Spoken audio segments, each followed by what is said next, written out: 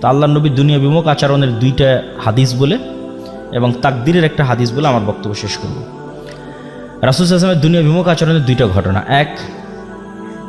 একদিন একজন মেহমান আসছে, আমি শুধু বাংলা বলে যাচ্ছি, হাদিস সহিহ। একদিন একজন মেহমান আসছে আল্লাহ নবীর কাছে, এসে বলতেছে যে আমার রাস্তাঘাটে আমি সব কিছু হারিয়ে ফেলেছি, আমার একটু খাবারের ব্যবস্থা করতে হবে। এই দুটো ঘটনা আপনাদের খুব মনোযোগ দিয়ে শুনতে হবে, আমাদের বক্তব্য শেষ। খাবারের ব্যবস্থা করতে হবে। আল্লাহ নবী লোক পাঠালেন তার স্ত্রীদের ঘরে, কিছু আছে কিনা খাবারের। তো ইন্ডিভিজুয়াল প্রত্যেকটা স্ত্রী এই অ্যান্সার দিয়েছে, ওয়াল্লাযী বাআসাকা বিল হক, হে মুহাম্মদ সাল্লাল্লাহু আলাইহি ওয়াসাল্লাম, যে আল্লাহ আপনাকে সত্য নবী করে পাঠিয়েছে, সে আল্লাহর শপথ করে বলতেছে আমাদের বাড়িতে পানি ছাড়া খাবার দেওয়ার মতো কিছু নাই। তো তিনি হচ্ছেন তৎকালীন বিশ্বের সর্বশ্রেষ্ঠ মানব, সকল যুগের সর্বশ্রেষ্ঠ মানব। তার বাড়িতে মেহমান এসেছে, মেহমানকে খাওয়াবেন, খাওয়ানোর মতো তার কোনো স্ত্রীর বাড়ি থেকে এ আনসার আসলো না যেখানে একটা খেজুরের দানা আছে তাকে খাওয়াবে খাবার হিসেবে দেওয়া যায়, বা আটা আছে সেটিতে রুটি তৈরি করে দেওয়া যায়, বা গোস্ত আছে দেওয়া যায়। সবাই বলেছে তাদের বাড়িতে শুধু পানি আছে, আর দেওয়ার মতো কিছু নেই। তো আল্লাহ নবী কী করবেন? তখন তিনি সালাতের পর সাহাবীদের বললেন, আচ্ছা কেউ কি আছো তোমরা আজকে একজন মেহমানের দায়িত্ব নিতে পারবা? তখন আবু তালহা বলতেছে রিস্ক নিয়ে, সেও আসলে ইন ডিটেলস জানে না, কিন্তু আল্লাহ নবীর এই অসহায় অবস্থা দেখে সে রিস্ক নিচ্ছে। আবু তালহা বলছে আল্লাহ নবী ঠিক আছে, আমি আপনার মেহমানের দায়িত্ব নিচ্ছি। তো আবু তালহা কোনো প্রকার যাচাই বাছাই না করেই সে কিন্তু মেহমান কিনে বাড়িতে চলে গেছে। বাড়িতে গিয়ে স্ত্রীকে বলতেছে যে আচ্ছা আজকে তো আল্লাহ নবী আমাকে একটা কাজ চাপিয়ে দিয়েছে, একজন মেহমানের দায়িত্ব আমার উপর দিয়েছে, বাড়িতে কোনো খাবার আছে? তখন আবু তালহার স্ত্রী বলতেছে বাড়িতে তো বাচ্চাদের খাবার ছাড়া কোনো খাবার নেই, মানে ছোট 2-3টা বাচ্চা আছে, সেই 2-3টা বাচ্চাকে যে খাবার দিবে ওই খাবারটা ছাড়া কোনো খাবার নেই। তাহলে এখন করণীয় কি? তখন দুই স্বামী স্ত্রী মিলে পরামর্শ করেছে যে ঠিক আছে, এক কাজ করো, বাচ্চাদের খাবার না খাওয়িয়েই ঘুম পাড়িয়ে দাও। বাচ্চাদের খাবার খাওয়ায়ও না, তাদেরকে না খাওয়িয়েই ঘুম পাড়িয়ে দাও।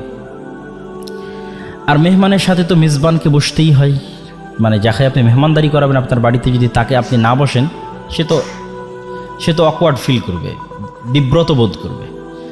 তাহলে আমরা যখন একসাথে মেহমানের সাথে খেতে বসবো তখন কৌশলে বাতিটা নিভিয়ে দেওয়া হবে। স্বামী স্ত্রীর প্ল্যান, কৌশলে যখন বাতি নিভিয়ে দেওয়া হবে তখন আমরা খাওয়ার অভিনয় করতে থাকবো, কিন্তু আসলে আমরা খাবো না। কেন? বাচ্চাদের খাবার অনেক স্বল্প খাবার, যদি আমরাও 2 জন বাতি জ্বালিয়ে সেটার সাথে অংশগ্রহণ করি তাহলে মেহমানের খাবার বলে আর কিছু বাকি থাকবে না। তাহলে বাচ্চাদের ঘুম পাড়িয়ে দেওয়া হলো এবং স্বামী স্ত্রী 2 জন বাতি নিভিয়ে খাবারের অভিনয় করলো, আর মেহমান খাবার গ্রহণ করলো। পরের দিন রাসূলুল্লাহ সাল্লাল্লাহু আলাইহি ওয়াসাল্লাম বলতেছে আবু তালহা তুমি কি করেছো? আল্লাহ তোমার উপর অনেক সন্তুষ্ট হয়েছে। তো কি করেছেন? তো এই ঘটনা। তো এটার থেকে আমাদের শিক্ষা কি? যে ওই যুগের যারা সর্বশ্রেষ্ঠ মানব তাদের এটি জীবন হিস্ট্রি এবং কালচার বলা হচ্ছে। সুতরাং আমি যদি আমার লাইফে এরকম কখনো কঠিন সময় ফেস করি তাহলে অবশ্যই তখনকার চাইতে খারাপ হবে না। তো ওই জন্য কনফিডেন্স রাখতে হবে। আরেকটা ঘটনা, যে 2টা ঘটনা বলতেছে, আরেকটা ঘটনা, একদিন রাসূল সাল্লাল্লাহু আলাইহি ওয়াসাল্লাম বাড়ি থেকে বের হয়েছে, এটা সহিহ হাদিসের ঘটনা, সঠিক ঘটনা।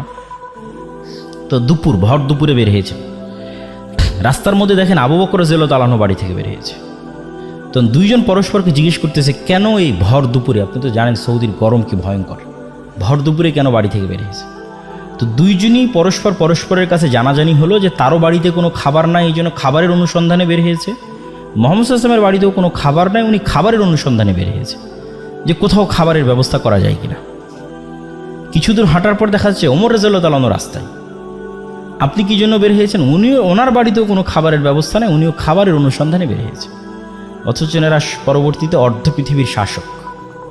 তাহলে ক্ষুধার্ত অবস্থা থেকেও অর্ধ পৃথিবী জয় করা যায়, ঠিক আছে? যখন তাদের কাছে কিছু নাই, ক্ষুধার্ত অবস্থায় মানুষের বাড়ি বাড়ি খাবার খুঁজে বেড়াচ্ছে, সেখান থেকে তারা অর্ধ পৃথিবীর শাসক হয়েছে।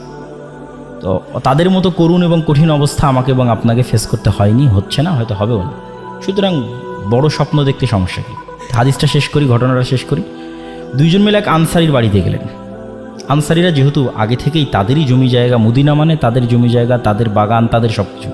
এনারা তো আসছে মক্কা থেকে হেল্পলেস অবস্থায়। যদি মক্কায় থাকতো হয়তো এতটা করুণ অবস্থা হতো না, কেন মক্কায় তাদের জমি জায়গা আছে, তাদের বাড়িঘর আছে। তো প্লেস চেঞ্জ করলে অবশ্যই মানুষ এই প্রবলেমগুলো ফেস করে। তো আনসারি সাহাবী অত্যন্ত খুশি হয়েছে আজকে আল্লাহ নবী তার বাড়িতে আসছে। আমাদের গ্রামেও যেমন ভালো কোনো মেহমান যায় তখন কিন্তু বাড়ির আমাদের মায়েরা বড় মোরগ বা ভালো যে মুরগি থাকে সেটা কিন্তু জবাই করে, এটা টেন্ডেন্সি, কালচার। তো আনসারি সাহাবী আল্লাহর নবীকে দেখে তাড়াহুড়া করে খেজুরের পুরো থোকা পেড়ে আল্লাহর নবীর সামনে রেখে বলতেছে, ওখানে কাঁচা আছে পাকা আছে খান। তাড়াতাড়ি বাড়ি থেকে ছুরি বের করে নিয়ে ছাগল জবাই করতে চলে গেছে, যে আজকে আল্লাহ নবী তার বাড়িতে আসতে, সে ছাগল জবাই করে রান্না করে খাওয়াবে। তো ছাগল জবাই হলো, রান্না হলো, খাওয়া দাওয়া হলো, খেজুর খাওয়ানো হলো, ছাগলের দুধ দেওয়া হলো, যত রকমের ব্যবস্থাপনা ছিল সবই করা হলো। শেষ করে এখন যখন ফিরে আসতেছেন তখন রাসূলুল্লাহ সাল্লাল্লাহু আলাইহি ওয়াসাল্লাম আবু বকর এবং ওমরকে বলতেছে, তোমরা বাড়ি থেকে বের হয়েছিলে ভরা পেটে আর এখন খালি পেটে, আর এখন তোমরা বাড়িতে ফিরে যাচ্ছ ভরা পেটে। সুম্মা লা তুসআলুন্না ইয়াওমাইদিন আনিন নাঈম, এটা কোরআনের আয়াত। আল্লাহর নবী পড়লেন তাদের সামনে, কিয়ামতের মাঠে এই নিয়ামত সম্পর্কে আল্লাহ তোমাদের জিজ্ঞেস করবে, যে তোমরা আজকে খালি পেটে বাড়ি থেকে বের হয়েছিলে, আল্লাহ তোমাদের ভরা পেটে বাড়িতে ফিরে যাওয়ার সুযোগ করে দিয়েছে, এই নিয়ামত সম্পর্কে আল্লাহ জিজ্ঞেস করবে।